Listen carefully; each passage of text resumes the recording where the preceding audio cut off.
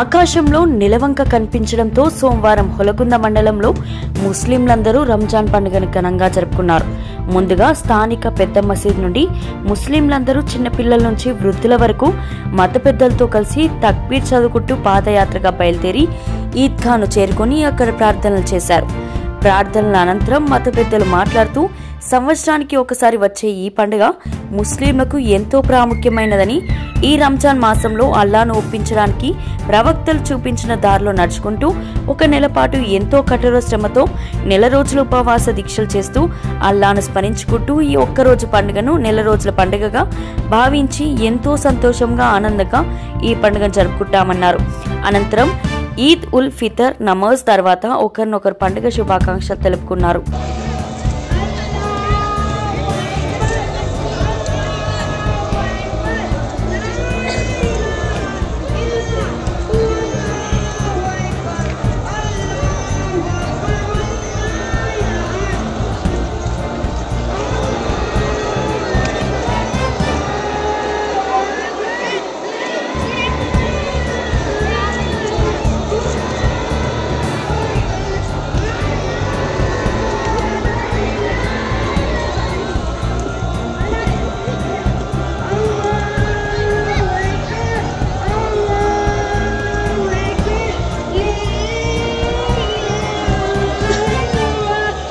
شرور أنفسنا ومن سيئات أعمالنا من يهده الله فلا مضل له ومن يضلله فلا هادي له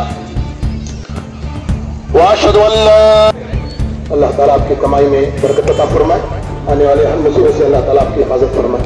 तो लिहाजा हर सबसे मैं 2-3